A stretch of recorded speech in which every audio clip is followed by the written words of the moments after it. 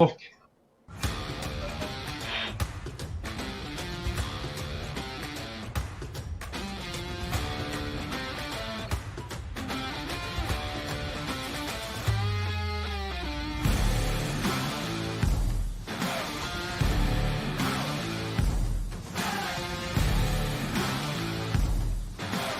here we are with the Detroit Lions news, and we have our co-host. It's just myself, Darcy Maville, the real deal Maville. He keeps playing like that and forcing all these turnovers. I think he could maybe get his name in the conversation for defensive rookie of the year. I don't think that's crazy to say. Joseph's really been great. 10 tackles, 2 interceptions. At the end of the day, they escaped with a win, and you got to be happy about that. Detroit Lions in the victory yesterday over Chicago. You got to minimize the big plays, and I think we did that today.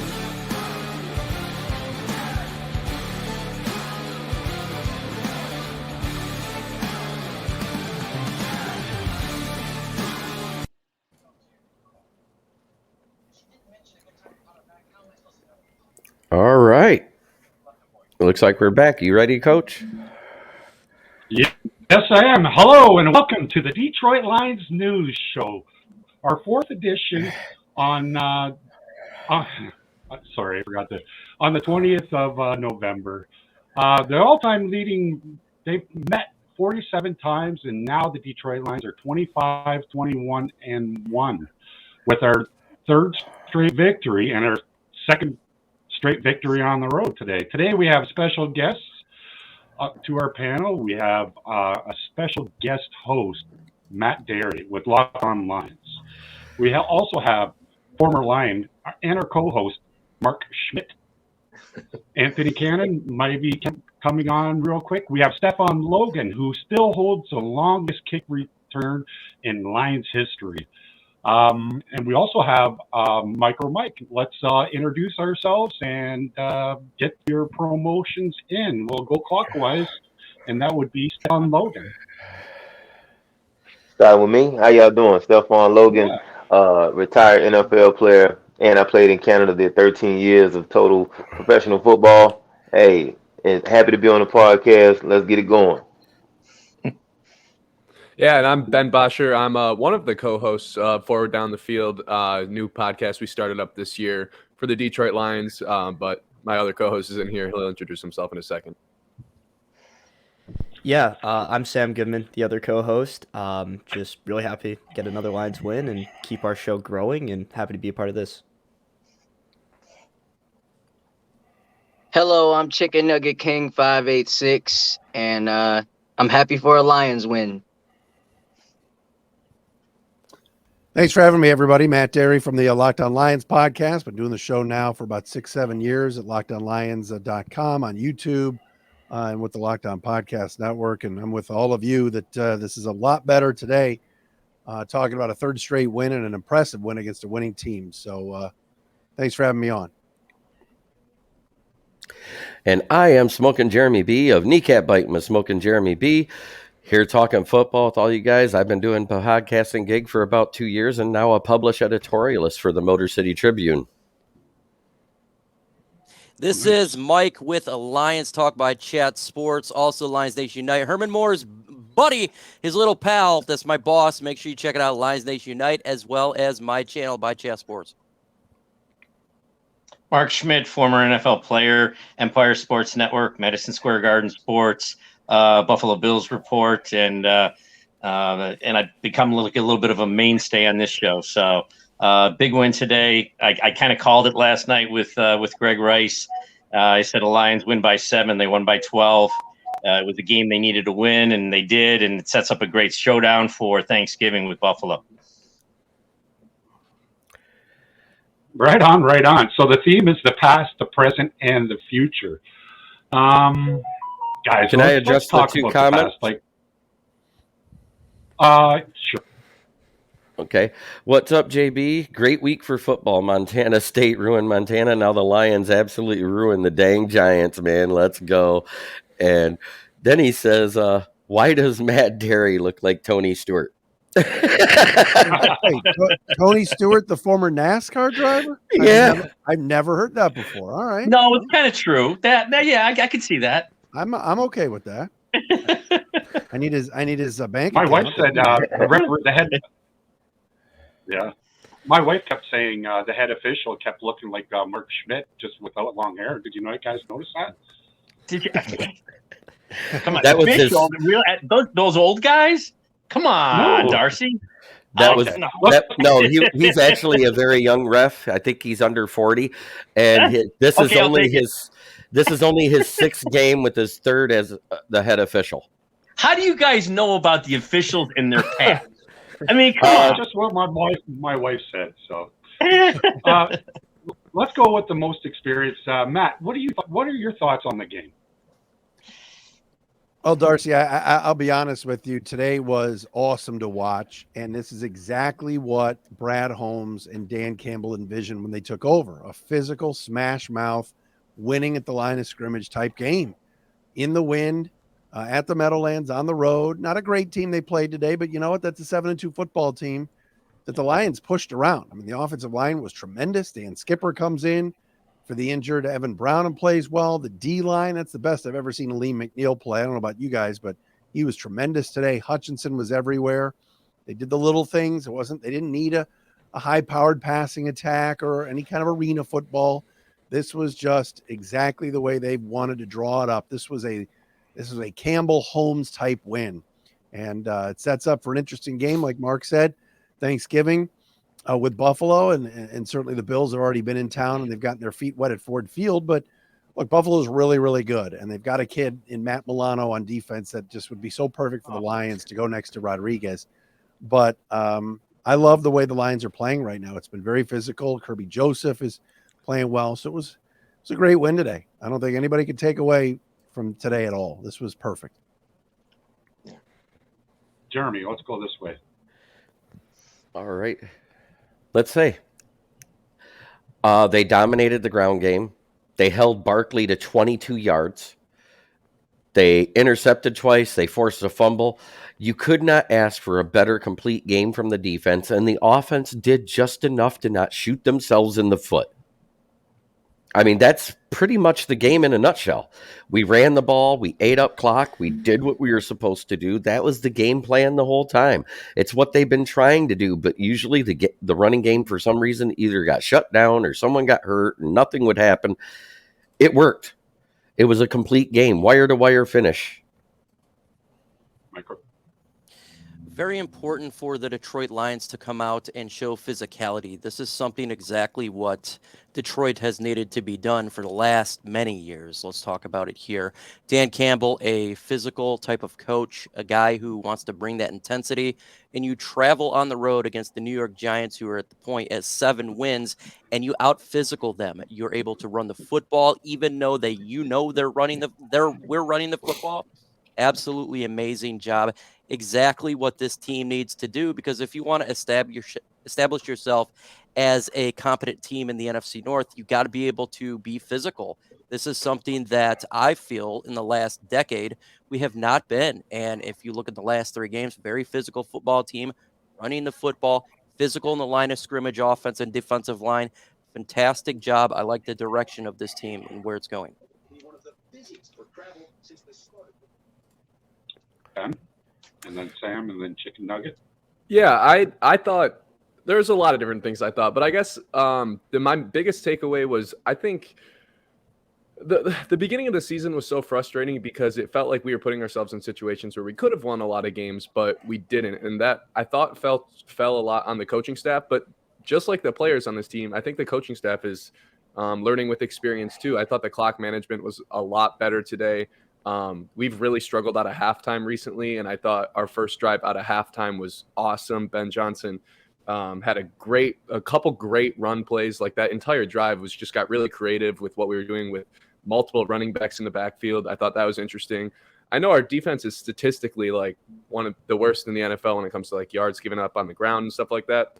But I think that's mostly because of depth, because you look at all the guys that that Brad Holmes has drafted over the last 2 years. Kirby Joseph, Lee McNeil had a breakout game, like you guys mentioned. Pascal didn't even play today. Hutchinson, Okudah's, I mean, that wasn't a Brad Holmes guy, but he's been playing great. Rodrigo. But like, I think it's more of a depth problem why this defense is struggling. You see all these guys they're bringing in, and they're just showing out, and I love it so much. It's awesome to see. I think everyone's just getting better, including the coaching staff. They're figuring out ways to win the game, and feels like there's a lot less pressure on this team right now, and they're able to play a little more loose and relaxed. So I think that's really helped them out. Yeah, I mean, to piggy off of what Ben said, and something that Mark Schmidt said on the first episode of this show that really stuck with me is, when the Lions were losing, it looked like they were, trying to find that first win a little too much. They were working a little too hard. Didn't look like they were having any fun out there. Now, I mean, it looks like they're enjoying playing football, and sometimes, at the root of it, that can be what helps you win games. Is just going out there, enjoying it, making plays, and they've been doing that. They're executing on all three levels. Offensively, as somebody said, they weren't shooting themselves in the foot. On defense, they're getting off the field as much as, they're giving up a little more yardage still in the passing game that you want to see them stop, but they're getting off the field. They're creating turnovers. On special teams, they're, pinning them deep. I talk about Jack Fox so much on our show and during my live coverage of the game that I've become a little bit of a fanboy. But, we're executing at all three levels, and, it's going to keep translating to wins. Chicken? Yes, I did eat chicken as a victory, Screech. Obviously, I celebrated that way. But yeah, when you play a fundamentally sound football game like that and stay in the game for 60 minutes, that's when you get a lot of respect. That's when you feel like, hey, we can, go anywhere with this type of, momentum. You know what I'm saying? Because sky is the limit for this team. We can't look back now and think about earlier. We got to finish off the second half of the season with a bang. We got to finish it off the right way. And, we're 3-0 without Hockenson. And I know a lot of those people out there are going to keep on asking the questions, why did you trade Hockenson? Well, look, we made sure that we got rid of Hockenson because of the money that he wanted, and that we could free up cap space so we could go out and get players in the long haul. And I understand that that's a long way from now, but when you play like that, you get a lot of respect, and you get so much respect from the league and the fan bases that's around the league. So I'm happy about it. We just got to continue that streak against the Buffalo Bills and pull out another dub. So this is a live interactive show, and we have two former Lions here. We'd love to get your perspective on a professional level. Talk about it, guys. Whoever wants to go first. I'll go first. One of the things I think what the message is going to be right now, I know what the message is going to be in that locker room. Having been a former player, the message that Campbell's going to give to these guys is going to be this. Okay, the Buffalo Bills are here. They came in, they won in our house, all right, and Sunday, but they did it against Cleveland. We're not going to let that team come into our place and win 2 games in 4 days. That's not happening, guys. That's got to be the message. I mean, he's an intense guy anyway. We know that. We know what he's all about and how he portrays, a certain image, obviously. But that's got to be the general message, okay? Then there's detailed messages along the way, of course. But now Buffalo's here. Buffalo's the team to beat in the AFC, along with Kansas City. You can't. We're on a 3-game roll right now. We're playing well. I said this before the game when I talked to Greg Rice last night. I said, listen, this is setting up to be something special. Buffalo's here. Buffalo had to get out and get out of the snow. I'm in Buffalo, FYI. So, so I hear all this stuff about what's going on with them while I'm pulling for, my team here. But, Coach Campbell's going to have that message. We're not going to let this team come into our place and win 2 games in 4 days. Not happening. And they did it. They got off on the right foot today on the road. I'm going to echo what Jeremy said, holding Barkley to 22 yards. That's incredible. Came into the game with 931 through 9 games. So he's averaging over 100 yards a game, and he's a great receiver out of the backfield. I mean, what they did today on the road was nothing short of spectacular. It's hard winning, on the road, obviously, in that league. That. We all know that. But, they really showed something today, and they set up a heck of a showdown for Thanksgiving. And, guys, you got to remember, too, in the past, there have been games where Detroit has really shined on Thanksgiving and played way above their heads. I mean, they go to New York today and they win that game. Buffalo beats Cleveland. That's fine and dandy. Okay. But that's, as a Lions fan, as a Lions player, you got to say, okay, that's where it ends. Okay. We're on a 3-game stretch here and we got 3 games, right? And we set up a showdown and we got to win every single week right now to get into the playoffs. We can't stub our toe. That can't happen anymore. That happened at the beginning of the season when the ball didn't bounce our way, lost a lot of close games that way, and now the ball is bouncing the Detroit Lions' way. So Buffalo's coming into a hell of a situation here on Thursday. I mean, if that place isn't rocking for Detroit, I mean, there's something wrong. And I'll stand by the Detroit fans because they're the best. A little better than Buffalo. Anyway, and I had to get that in. But anyway, I just wanted to say that that's the message. Go ahead, take it. Well, can I piggyback off that, Mr. Schmidt? Yeah, go ahead. Numbers don't lie in this game. When you stop an electric running back like Saquon Barkley, that says a lot. That dude can go inside, outside, left field, however you want. He can go down the street and go ahead and say, hey, I'm going to get an end zone. But today, our defense made a stop. We made adjustments to keep him from running big numbers and getting those large, yardage. And we made sure that we stayed on top of things and did our part because defense wins championships. How can you get in games like this with a team like this that has a record of what they have and don't show up defensively? You've got to show up defensively when you're playing the Giants. No, absolutely. And they did, and the Giants, a lot of people said, well, they're not as good as the record indicates. And maybe they're not. Okay. The way I looked at it, and again, something I said last night, the Giants were 7-2. They're really not that good, and they're not going to run the table. I mean, they're not. They're going to stub their toe. And I said they're going to stub their toe tomorrow, and they did. They did stub their toe. And it's not about New York not playing well. It's about Detroit playing well. Okay, and that's what we're kind of looking at here. But it was an opportunity. The season is right now with the 6 losses. Every game is a playoff game. You guys know that, and they can't. They can't falter. I don't care if you play it out in the parking lot or New York City. It doesn't matter. They can't falter. They can't miss a stride. They're at home on a 3-game winning streak on Thanksgiving against a very, very good football team who just won in your park. I mean, I don't know how much better it could be considering where they were 3 or 4 weeks ago. We got a nice setup here for Thursday afternoon. I think so. You guys think so? Yes. Yep.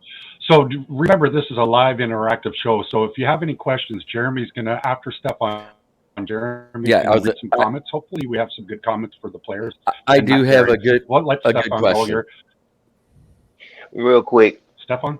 I'll say this. That was one of the most impressive wins today. The Detroit Lions surprised everybody because everybody knew that they was going into a hostile environment, playing in New York Stadium. And New York has been playing well. They've been running numbers up. They've been doing well. I'm not a fan of Daniel Jones. He's just not my guy. But I do like Saquon Barkley. So when I was flicking, I was watching the red zone. So I was flicking back and forth through the games, and I seen Detroit was up by like 12 points. I was like, oh man, this is a good game. So I clicked on and watched a little bit of it. And they've been winning. They've been losing some really, really close games. Like they've been playing well. They just haven't been able to put it over the top. So that's what's been the struggle for them this year. But now they finally seem to be figuring out what they are, and we're talking, a couple of my guys was talking about this earlier today. You have to find the balance of your football team. Like, what type of team are you? Are you a play action team? Are you a running team? Are you a passing team? What's your goal? What's your name? So I think what they did today, like you said, they didn't stub their toe. They didn't go out and they didn't beat themselves. They just played Detroit Lions football, smash mouth football, which, the head coach, like you said, he portrays, that's what he wants. He wants smash mouth football, almost like the Steelers days back in the days. I played for both teams, and so I kind of know, that's what they want to do. They want to play smash mouth football. They want to run the ball, do a little bit of play action, get the ball down the field to some of the playmakers. So I thought that was a real impressive win today by Detroit, and I was real pleased with that win. Just by playing for them, I was happy with that victory. Yeah, Stefan, where are you? Awesome. What part of the country are you in?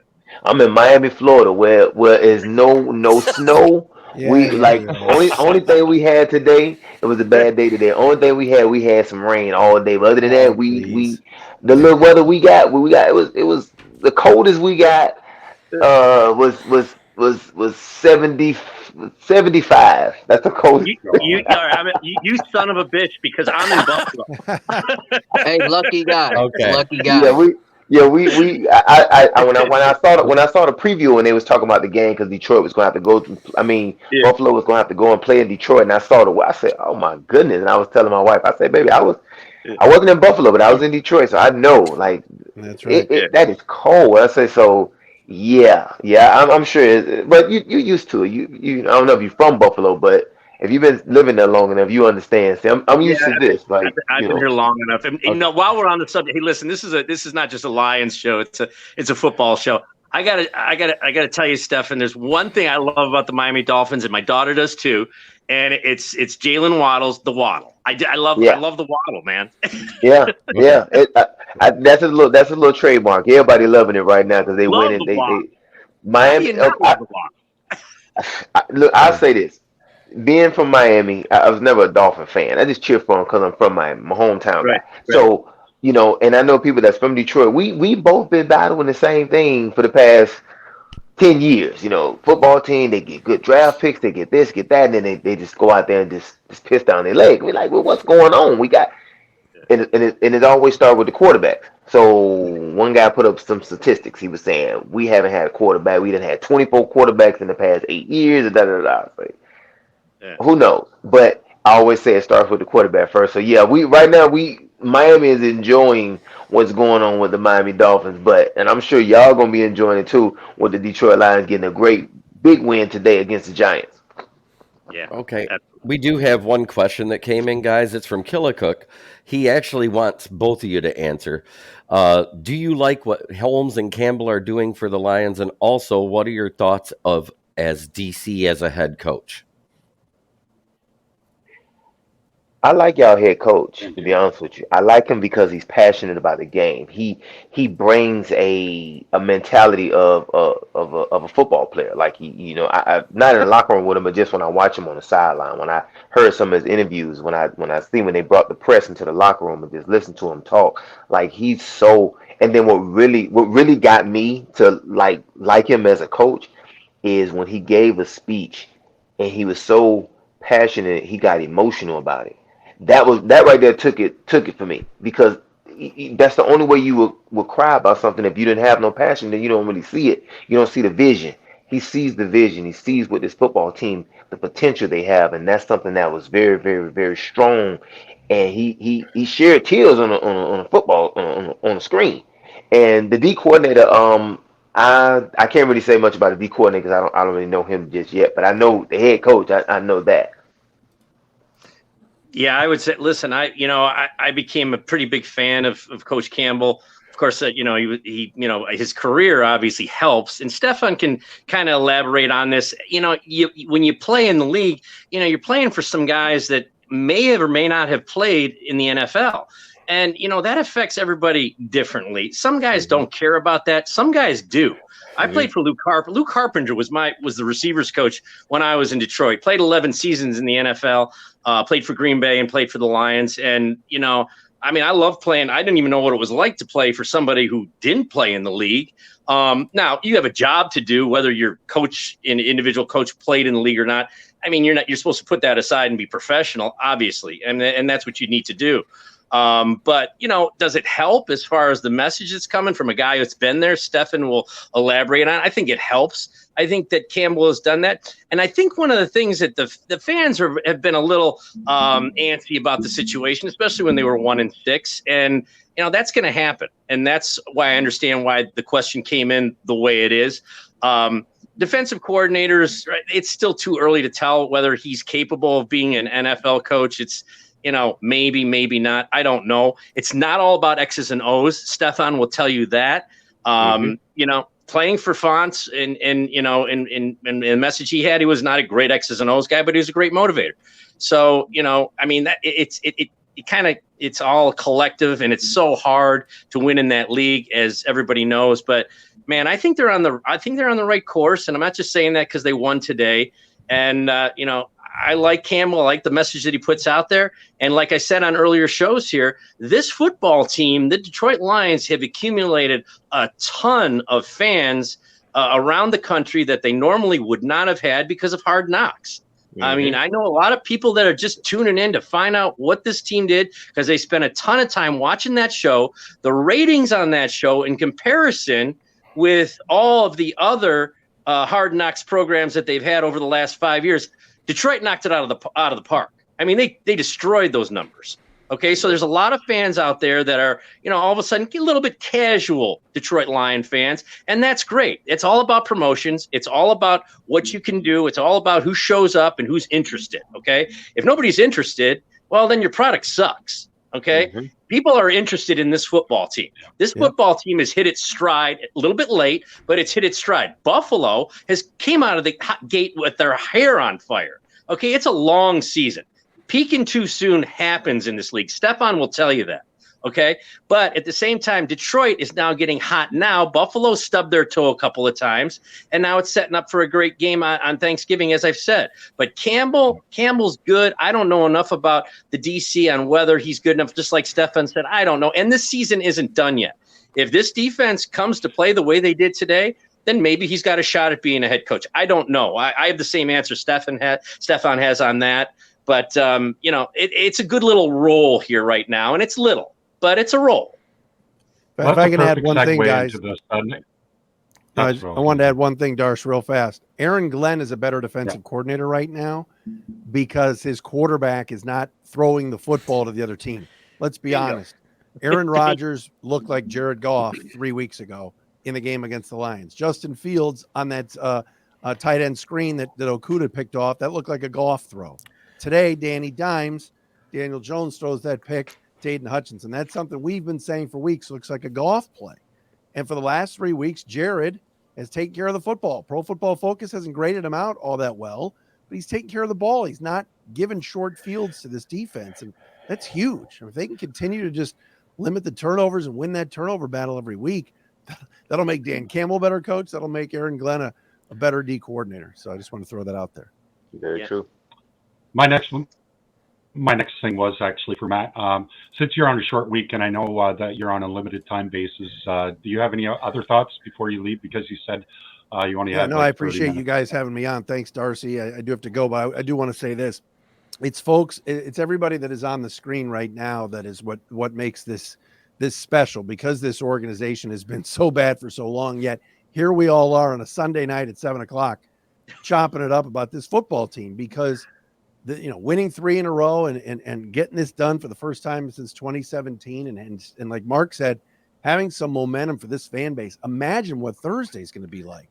I know that the Bills Mafia kind of invaded us today for the Browns game, but man, that place is going to be jumping on Thursday. Those fans are dying for something. And if they can knock off Josh Allen and beat the Bills on Thursday, look out, because the schedule is pretty weak and pretty soft the rest of the way. I'm not saying playoffs, or I'm not going there yet. I still think there's some holes on this team. And they got to get Josh Pascal back. They got to get Romeo back. But man, Thursday should be awesome. So thanks for having me on, guys. Seriously, good to see all of you. That's well said, Thanks, man. Matt. Well said. I appreciate you. Man, appreciate you being on. Thanks, guys. Yes, Appreciate you, Matt. Nice to meet you, Matt. Thanks, Matt. Matt Dery is a good guy. Micro. We haven't heard very much from Micro Mike. Do you have yes, something you sir. want to talk First, I about, want to say, Micro? Stefan, man, your arms are giant. I wish I had the size of your arms. They scare the hell out of me. You dealt with many quarterbacks as your time in the NFL player. What do you think of Jared Goff? Do you think that he's the answer for the Lions' long-term quarterback, or do you think that potentially there's another guy that we look towards in the future? I'll say this. I'm not a big fan of talking bad about players. I really don't, but I'm not a fan of Jared Goff, like at all. Like even when he was with the Rams, I wasn't a fan of him. I just don't see that fire behind him when he's out there in the game. Like I just don't see it. I'm not a fan of his at all. Like I always say it starts with the quarterback. That's me first and foremost. I always say it starts with the quarterback. That's just like when I was talking about Matthew Stafford. I said, okay, he was in Detroit. I was there with him for 3 years. And soon as I said this, when I said this on the show, I said it, as soon as Matthew leaves and go to a different environment, something brand new, he's going to do well. And what did he do? He went over there to the Rams, won the Super Bowl. He's hurt right now. Hopefully he's doing well, and things like that. But I don't see him being a long-term quarterback to get y'all over the hump. I really don't. I think if they go into the draft next year, I think they should look into either drafting a quarterback or trading for a quarterback and get somebody that's going to, you know, spark some fire into that franchise, starting with the quarterback. Because I just don't think Goff is going to get it done for y'all. I can piggyback off of that a little bit too. Like I told Sam on our podcast, I thought Jared Goff like somehow as a quarterback had almost no impact on this game, like in a positive or a negative way. He went for 165 yards, no touchdowns, no interceptions. Like, but that's almost like what we want him to do for like as the Lions quarterback right now. If he's not making mistakes, he's doing his job because I think that's kind of the way it's set up right now on this roster. We've got a great running game. Our defense is coming along. If he's not making mistakes and he's just kind of, you know, playing that system, we'll be all right. So that's fine. Like, and we'll be all right, but he's not elevating anyone else. And I think that's what really makes a quarterback special is when you can look at your wide receivers. If you can look at Amon-Ra and Jamison Williams when he comes back, if Goff can make those guys better, which I don't really know if he's making them better. Like if we can find someone to make those guys a lot better and elevate everyone around him, that's when we turn into a real contending team. But as of right now, he's a system quarterback. Like that's just what he is. Yeah. I mean, I'm gonna chime in if you don't mind, because again, with like Stefan, with being a former player in the league, you know, it's easy, and I'm not being critical to you guys. It's real easy to sit here and say, hey, well, listen, he's this or he's that. He's a little bit of an introverted guy. He's not an extrovert. Okay, he's a little bit of a quieter guy. He did get the Rams to the Super Bowl. You know, I call it the Ryan Fitzpatrick syndrome. Okay, Ryan Fitzpatrick was in Buffalo, came into Buffalo, was doing pretty well. He was a real easy guy to let go. Okay, and then 5 or 6 games into the next season, oh shit. You know, we need Fitzpatrick. I mean, so, you know, you got to be careful what you do here and what you wish for a little bit. You know, if he ends the season on a little bit of a roll, you know, he kind of just got and the players like him and they're happy and the offensive line's happy with him, and he's not going to dazzle you. But a lot of guys who have gotten pretty far in this league, you know, are not dazzlers. You know, they're just consistent. And that's what Goff needs to be. He's not going to dazzle you. He's I put him in this class of an Alex Smith. Okay, that's where I put him, and I know that's pretty good company. But you know, Alex Smith never played in a Super Bowl. You know, pretty damn good guy. 16 years in the league, hell of a quarterback, and you know, see what he was made of when he broke that leg and came back and made NFL player, you know, comeback player of the year. So it's easy, and I don't mean to criticize, you know, Stefan here. That's his opinion, and I get it. Okay, but he's also looking at it. Stefan's looking at it from the point of view, maybe here, listen to me, from living in Miami and going through 24 quarterbacks, as he said, in the last, 10 years. Okay. And now having Tua, and they found a guy.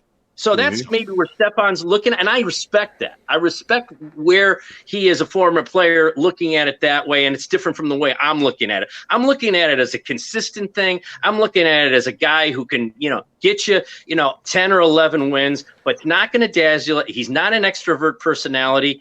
But, you know, if you let him go, man, maybe you're 6 games into next year saying, oh, shit, man, we shouldn't have done that. But, you know, so there's 2 sides of the coin. I respect Stefan's position because now Miami has rebounded and they have done a tremendous job, and they're getting hot at the right time.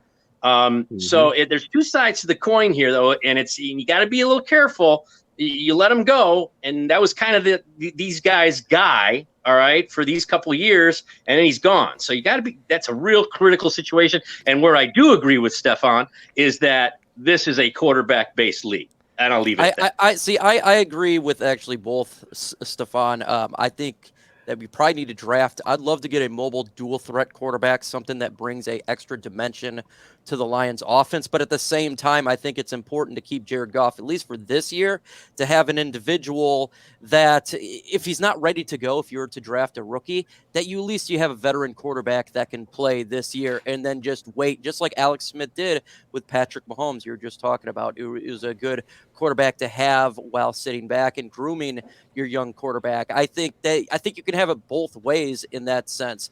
But to take the Lions to win a Super Bowl, it's hard for me to look at Jared Goff and see that. Maybe you get a Lamar Jackson. That would be fantastic. I think that would be outstanding. But right now we're picking 5th in the draft, not because of the Lions, because of the Rams. And you all have an opportunity potentially to get a quarterback if that's what the route they want to go. Yeah, I mean, this is a QB loaded draft. I mean, I personally am kind of only high on Bryce Young and CJ Stroud. And so if the Lions aren't able to get one of those guys, the question is, who are they able to get in this draft that we're comfortable with? And are we comfortable with them starting in the next season? And to me, I'm not really happy with anyone down the draft board, especially as a starter, as a rookie. And so with that being said, you have to have a veteran like Goff that you can at least trust not to throw away games. The question is this team able to win a Super Bowl with a guy that's not really a game changer? Because at the end of the day, he's solid, but he's not, he's not a Jalen Hurts. He's not a Justin Fields in the sense that he can extend plays and make things, happen out of nothing. But, teams have won Super Bowls with, like Trent Dilfer starting at quarterback, Doug Williams, Brad Johnson.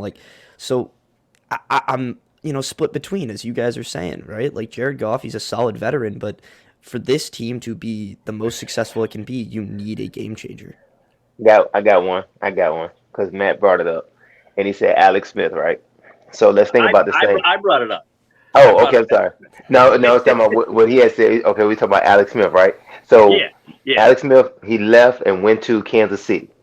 Yeah. They started the whole thing and saying that he wasn't aggressive enough. He wasn't pushing the ball down the field enough. It was like, oh man, he's not losing, he's not winning. So, but he was consistent. He was doing what he needed to do. So everybody was like, he's not pushing the ball down the field. So what happened? They moved him out, brought Patrick Mahomes in there, and then look what happened. So the same thing we all saying, like I didn't say cut him and nothing like that, but I just think that they need to bring in, draft a guy and say, hey, like you said, if you want to have a dual threat quarterback, because that's kind of like what the play action dual threat, not really like what's my boy Lamar Jackson, because he's just dynamic. It's just totally different. But something that's like a Patrick Mahomes, he can run, but he's not looking to run. He's looking to pass, but he can move and get out of the pocket. Like you said, Goff is not going to extend plays. He's not going to do that. If the sack comes, there, boom, he's going down. So I just think just bring somebody in that's going to bring that, like I said, bring that fire to the team. Goff is not. He's just not getting the guys over the hump. Like that's the only thing I'm saying. Like I'm not saying he's a bad quarterback. He's just not that guy that I think you all are looking for.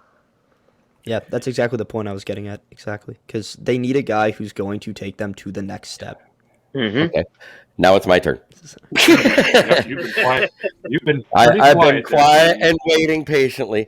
Goff isn't horrible, nor is he great. He is an above-average game manager quarterback. He is not a system quarterback. He will not win you a game. He will not lose you a game. You can say that those pick sixes cost the game, but guess what? Every single one of those damn games we lost when he threw pick sixes, if the defense would have got one damn stop, we'd have won. We'd be sitting here talking about a 7-win team instead of a 4-win team, at least. So there you go. You got to think about this. We are 4 to 7 players away on defense alone from being a good defense. We look good today because of the scheme, but we've seen this talent fail. I'm talking about starting level talent. I ain't talking about the bench players and the practice squad guys. I'm talking starting level talent. Are you telling me that you would like to take this defense into the playoffs this year? If you're telling me you want to take this defense and this squad of players into the defense this year, I'm going to say you're freaking crazy. I say it's a rebuild. It was a reshuffle, and to get a rebuild, get a quarterback of the future. And that I like Jared Goff. I think he's fine, but he is like that Alex Smith. I think if you have an opportunity to get one of these young quarterbacks that's dynamic, that can be that extra game player that making the big time play, and you have an opportunity to get one, you don't pass it up. We had an opportunity with Justin Herbert. We decided to pass it up. That was a mistake. We've had an opportunity with Tua Tagovailoa. We passed it up. That was a mistake. We've had many opportunities.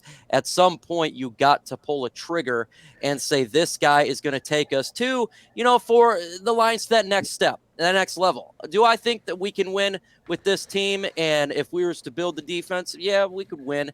Are you going to win a Super Bowl with Jared Goff? I don't think so. That's my personal opinion. I would love to bring the Lions into the real century where you have a mobile dual threat quarterback that can extend the play and make those big time plays when you don't expect him to, because there's going to be times in games where you got a minute left in the fourth quarter. It's a tie game. You got to be able to have a playmaker to make a play like Aaron Rodgers did when he was facing Dallas in Dallas. So you have these game changing quarterbacks that just make that freakish play. You say, oh my God, like where'd that come from? I think that's something I covet here for the Lions. Is Jared Goff that guy? No. Is he bad? No. That's what I want. That's what I personally want. I get it. Will, hang on. Will, I sent you a link there. You can jump on. We got an extra spot instead of messaging. All right, go for it, Jeremy. The only thing I wanted to say is there are guys that are as good, and Bryce Young and C.J. Stroud have both had games where they look like butt. Not only that, Bryce Young has been injured twice this season already, and Bryce Young is barely the size of Kyler Murray, and you want to put him here? I don't like Bryce Young at all. Stature-wise, you're talking about a size of player that will get hurt. Look at Kyler Murray. He's hurt for the Cardinals right now, and they got to play Colt McCoy. I like second round quarterback. I love Colt McCoy. I love Colt McCoy. Global quarterback, second round draft pick. Yeah, but I'm saying there's guys that are better later on in the draft that fits that mold. There's guys like Grayson McCall who's got decent athleticism, moves out of the pocket, that played for Coastal Carolina, does have a big arm. There's other guys in this draft that nobody talks about. DTR, my buddy Brendan Cook was raving about him the other day, that he has better stats than Jalen Daniels. And he does. I got a quarterback for you. I like the quarterback for TCU. Oh, yeah. Duggan. Yeah. Good point. Good point. Yeah, and then there's that Cameron Risling that isn't afraid for Utah to go out there and try to rush for that touchdown when they're near the goal line, because he isn't slow, but he isn't fast. He's one of those in-between guys. You don't have to have somebody that runs 4.4 speed to be a game changer. That's all I'm getting at. Right. No, I wouldn't have called that play in that situation. I gotta hit you on that one, but good point. Yeah, a guy that could make a difference here. Yeah, absolutely. I mean, there's some good guys in the draft, but the thing is, I mean, looking at this whole situation and looking at it from an outside view looking in, I mean, you're going to draft a kid who's 22, 23 years old. Quarterbacks don't peak in this league until they're 27, 28, 29, some later than that. And you got to go through the whole process again, man. Come on. It's like, I'm still looking back, and I know this isn't popular. Okay, this is not, and it's back to the Ryan Fitzpatrick, Jared or Alex Smith stuff. But Goff got the Rams to the Super Bowl, man. 10 points away from a world championship, and that 10 points makes all the difference in the world of whether, if he would have won that championship, they lost 13-3 to New England. So they scored 10 more points or 11 more points, and we're all looking at this differently now, right? Right. So you see what I mean? You can't. It's splitting hairs a little bit. It is, but at the same time, like, what was it? A season later, he got benched for John Wolford. Like, it's like that's the thing. Wait, who played so bad in one quarter that they brought Goff back in and he won that game? You're not wrong. I'm just saying, like, there's reasons that sometimes there's reasons to say that. I mean, Goff is gonna be Goff. I mean, like, when it comes down to like drafting players, you're gonna get one of those once in a lifetime type players every year round. And I don't think Goff's gonna be here long term. And I agree with everybody else. I think it's only right that we go out there and get a dual threat quarterback who can help our team and be electrified and, be a good spark offensively. But I could think of some names like Caleb Williams, Will Levis, certain names, Anthony Richardson. It's certain names out there. You know what I'm saying? The Lions were I scouting think his it's only Anthony right that we Richardson, do go by the way. after a quarterback, but probably later rounds we probably could. But Caleb Williams and Drake May won't be available till 2024 draft, which is when it's in Detroit. So you know what I'd like to see? Screw it all. Trade the later pick, which is going to be our pick at this point, because the Rams can't win if you gave it to them.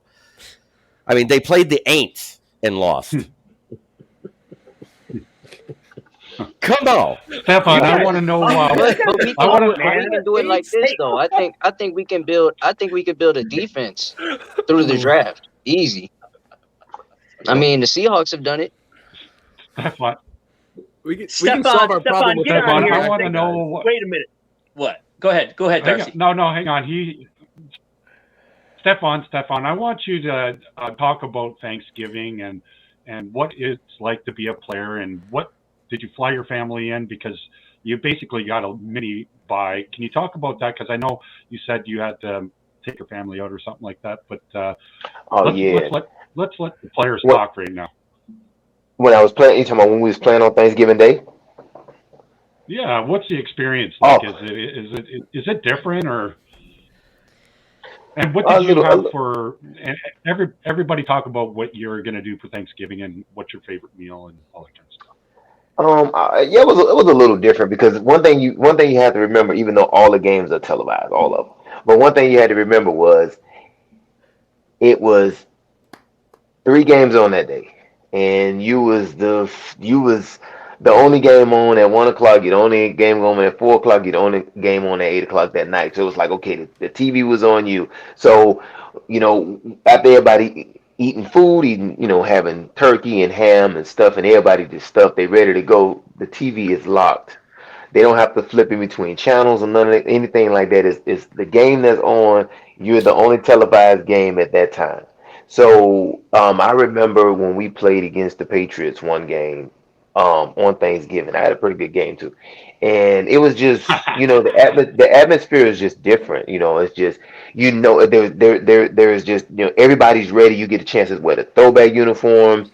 It was just fun, because after you got done, whether you win or lose, you're going home with your family, because like you said, I did fly my family up. My mom and dad came up, and it was just a great experience. I mean, just being out there, going on the field, looking at all the fans, everybody out there, they talking about food. They're like, hey, when we get done, we go on to eat turkey and ham and stuff and everything. So it was just a different environment at that time, different atmosphere, because the guys was just excited. Guys in the locker room was excited, because everybody wanted to play that game, and people was talking about winning that turkey and all this other stuff. It was special, and I think I really enjoyed playing on Thanksgiving, because I think that's how my name got out there even more, because it was just you're the only game on, and we played the 1 o'clock. I think we played the 1 o'clock and the 4 o'clock game. We never played the night game, and it was just different, and I really enjoyed playing on Thanksgiving, because everybody wanted to be the turkey at the end of the game, or the turkey or the chicken at the end of the game. So it's a great environment. I liked it, man. I really enjoy it, man. And I feel like they should put games on like that. You weren't cooking though. It's your mom came to town. And she, what's your favorite? What's your favorite Thanksgiving meal? And then we'll go to Mark, and then everybody else at open mic. My favorite thing. I'm real simple. I don't eat a whole lot of food, so it's a little simple. My favorite is collard greens and ham. Like, that's my favorite. So for this Thanksgiving, we're going to some family members' house and my wife's grandma's house, and she already knows. She's like, "Oh, Steph coming." She already gonna have a thing of collard greens, a side of collard greens just for me, because she know I love collard greens, and that's my favorite. Collard greens and ham is my favorite for Thanksgiving. Hey, let's talk about that. The Rams pick went from 5 to 4. The Raiders won. The Raiders won? Yes. Did the Raiders just really win? won an overtime Man. touchdown pass. Oh, did they really? Yes. Just did. I have the game on right here. Oh, We have far a out. top 5 pick guaranteed now. Is that what are you talking about? Wait a minute. Yeah, because the Rams ain't winning another game. Well, Matthew Stafford looks to be out for the year now with the concussion. What happened? Exactly. And then Cooper Kupp Major saying- concussion. He came Yeah. back too soon. Yeah. It sucks, man. I don't want to see that guy get hurt in the head. No, I didn't say I wanted him to. I'm just saying that's what happened. Yeah. Man, they got that team is really, but I think they'll win a couple more games. I don't think they're gonna, not win anymore. We need that pick. Don't jinx us. Don't jinx us. They're done. Getting back, done. I mean, when you sign your contract in Detroit, I think honestly, when you get drafted and you sign a contract, you're always thinking or talking about Thanksgiving. Second of all, it's always the first game of the day. It's always at 12 or 1, 12:30 or whatever it was. So it was always, but that's when you sign here and you're here, it was talked about, I think in the first week when I got in here and I signed my contract about Thanksgiving and how great it is. And I'm just going to echo what Stefan said. Yeah. There's nothing different. It's everybody's watching. You're on the spot. That's your day.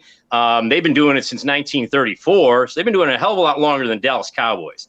That's kind of the pseudo team on Thanksgiving. I don't even like that. They just kind of joined the pack. Back in 1979 or something. That's bullshit. I don't like it. They were the second team to ask for a game on Thanksgiving because they got tired of Detroit being by themselves. Yeah, exactly. That's horseshit. And excuse my language, but this show's okay like that. And I never liked that, and I wanted to get into that because that's Detroit's day. It's always been Detroit's day since Tiger Stadium, and it's horseshit that Dallas just decided to jump on the bandwagon and say, "Oh, well, they play every Thanksgiving." That is a bunch of crap. Sorry, I'm getting this way. But I don't like that. You're absolutely right. It's Detroit's day, and it's horseshit what that America's team is doing when it's not America's team. America's team, and I'm not a huge fan of them, are the Buffalo Bills with red, white, and blue. That's America's team. Okay? Come on, man. But anyway, no, it's a great thing for Detroit. It's a great thing for the city. It's setting up for, as I said at the beginning of the show, a great matchup for Thanksgiving. It's the first game. It's the best game of the day. It always is, and I can't wait for it. And it's going to be awesome. It's going to be awesome, man. You got a team. Go ahead. You played for both teams, didn't you, Mark? No, I didn't play for Buffalo. I never played. Oh, for I Buffalo. thought you did. No, I thought you did. No, just Detroit. Okay. But awesome. When you sign your contract, it's talked about in the first 2 days. I think Stefan can probably echo that. Hey, we playing Thanksgiving. Well, we playing Thanksgiving. So, it's just been a cool thing. It's a cool tradition. And, now we got a good one coming. So looking forward to it.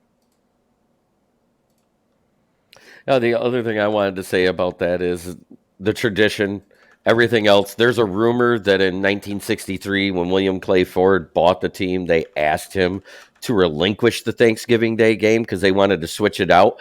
And he said no. And that's when that commissioner says, good luck on never being in a Super Bowl again. But that's just a rumor. Just saying it's out there. The other thing I wanted to say is the America's team thing. If everybody remembers that playoff game when Detroit beat Dallas, that was when John Madden called the Detroit Lions and Barry Sanders the American team. Because they made a shirt about it. They made shirts about that. They sold that shit at the stadium. I know, I owned one. But anyways, fast forward 5 years, and then all of a sudden, Dallas and Jerry Jones becomes a public commodity and says, we're America's team. And it stuck. Right. Well, you guys, somebody look up somebody do it now and find out when they started their Thanksgiving. No, it was 1979. You were right. I was right? You were right. It was either 78 or 79. I was 8 or 9 years old. I remember that. You know what? And it just turns out that way because I'm always a little bit better than what I think. So, my coach used to say, "You want to know how good Darcy is? Just ask him." Just go with your gut. Always go with your gut. If you're sure, go with your gut. That's right. Oh man! How did Darcy play? Oh, he played great. Oh yeah, he played great. Let's throw Humble out the window. Mm-hmm. Okay. Well, anybody else got anything you guys want to talk about? My mother's dressing was just the most. I still can't. My mom's dressing was number one. I've never had any. I don't know what the key to dressing is, you guys. for Sage. Thanksgiving? What I mean, really, what's the Sage. key there? Keeping it moist, I guess, right? And not just Moist and sage. Sage is the best seasoning.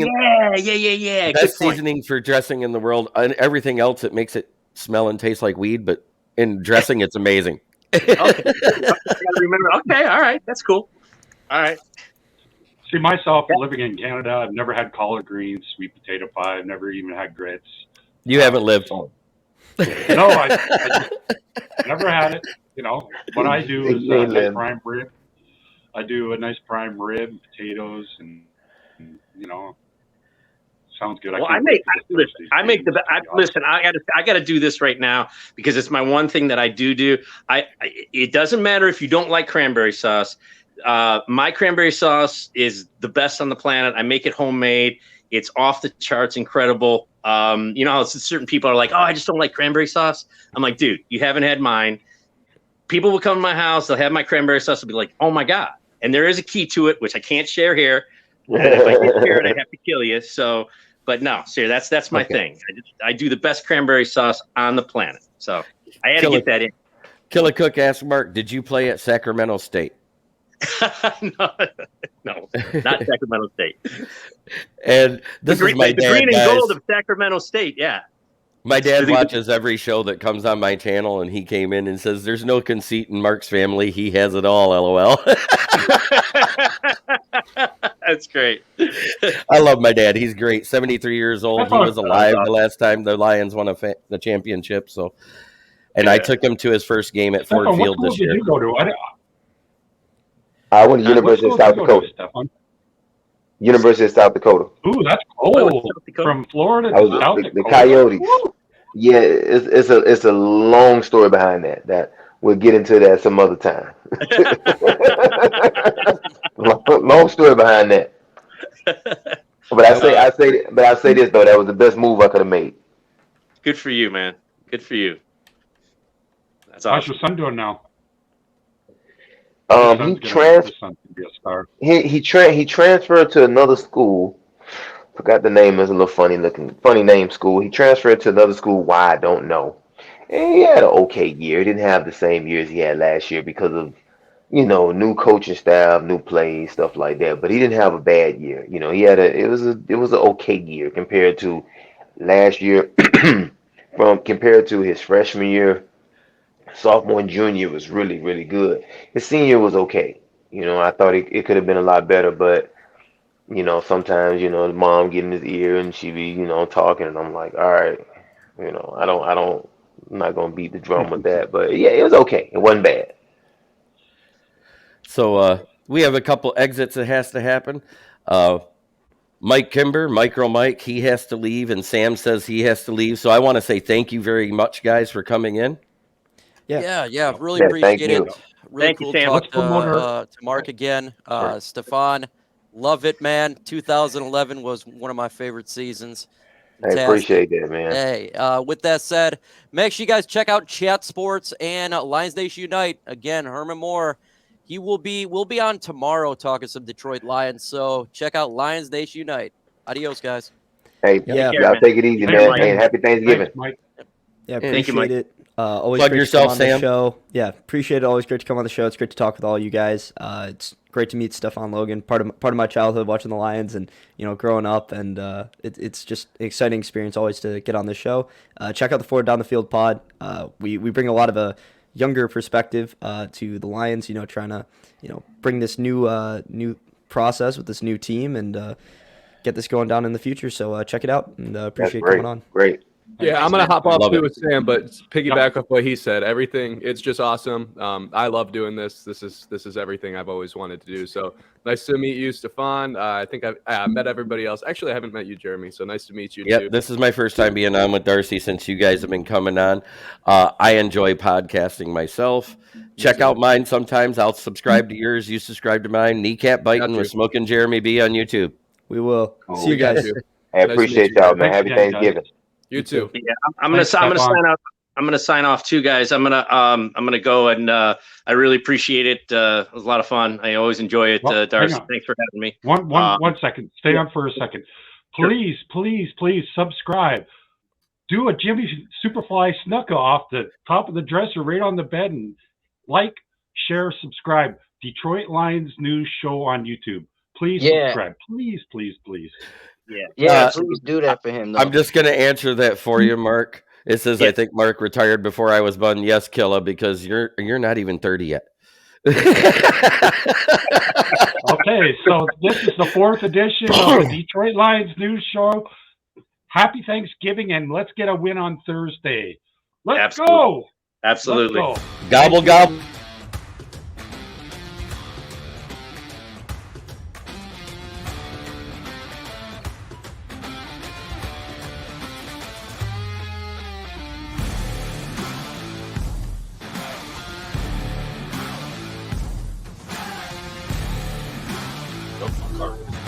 And here we are with the Detroit Lions, and we have our co-host. It's just myself, Darcy Maville, the real deal Maville. He keeps playing like that and forcing all these turnovers. I think he could maybe get his name in the conversation for defensive rookie of the year. I don't think that's crazy to say. Joseph's really been great. 10 tackles, 2 interceptions. At the end of the day, you escaped with a win, and you got to be happy about that. Detroit Lions, the victory yesterday over Chicago. You got to minimize the big plays, and I think we did that today.